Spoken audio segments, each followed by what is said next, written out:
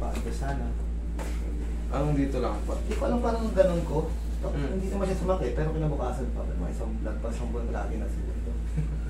Hindi mo alam. Pero pag sobrang sakit niya minsan, minsan ikot-ikot ko, nagiging okay. Grip mo ako.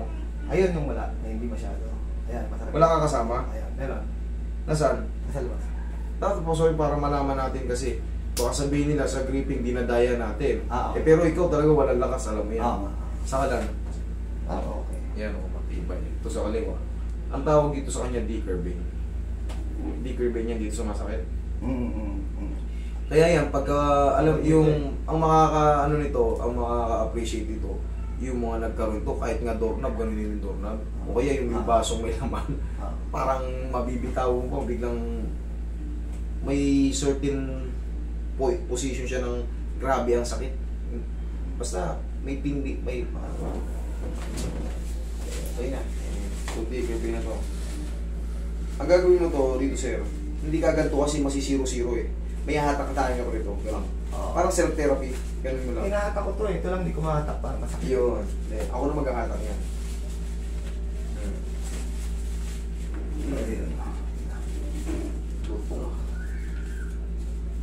Ngayon, pag ginrip mo to, kaya mo na. May matitira lang na yung pinaka-trauma niya. Pero iba na yung pakiramdam mo. Malalaman mo rin yun. Tapos, mga ilang araw, malakas ka pa sa leon. Tapos, ang ibig sabihin, sa umaga, kahit hindi siya tumunog, ganyan-ganyan mo lang ako.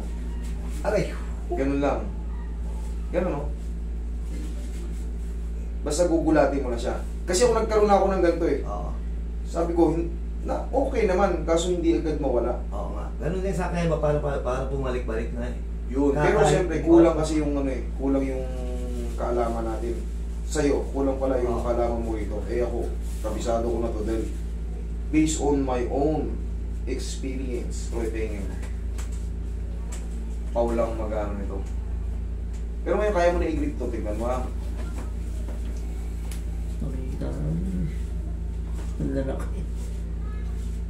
Kanina parang nakakapit ka ng gano'n. Tapos may irritate yung dito mo. Yan, hanggang dito nga. May irritate. Pag nahiripit mo palalo, may irritate. Pero sa tulong ng adjustment na yun, may malitirang kaprasong luya na lang, mga ilang araw tanggal na. Matatanggal na rin. I-rub mo yung kamay mo, rub mo. Sige, paisi mo na. Laksa mo. Yung tiyan mo, ito talaga. Dito niya pala. Oo. Di ba? Alam mo na kagad yung difference. Kanina, kaya ako sinasabi kung may kasama ka, para doon mo ikakapit. Kasi sa akin, baka sabihin mo. Baka sabihin nila, ay wala naman nangyari. Kasi hindi naman nila nararamdaman mo eh. O, gusto ko nito. Ano naman natin? Sabi ko sa'yo, mayroon lang matitirang yan. At yung ganito, okay. Yung ganito, hindi. Pero medyo okay na siya. Okay na siya. Kanina hindi. Sobrang sakit. Yun yan sabi ko sa'yo. Kaya na sinabi ko, may matitira pang ano dyan. Trauma. Yun. Kaya yung ano, parang gaganyanin mo lang siya. Kapag umaga, Ikaw nga, hatakay mo yan. kaya naman. Ibiglay mo gano'n. Yan. Yan, yung hindi ka masasaktan. Basta, ganun-ganunin mo lang. Kada umaga. Okay. O, basta kung wala kang sa gulatin mo lang. siya.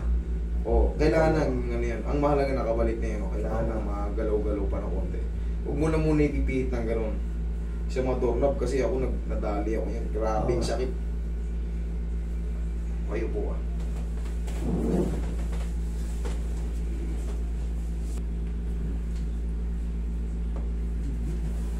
Okay?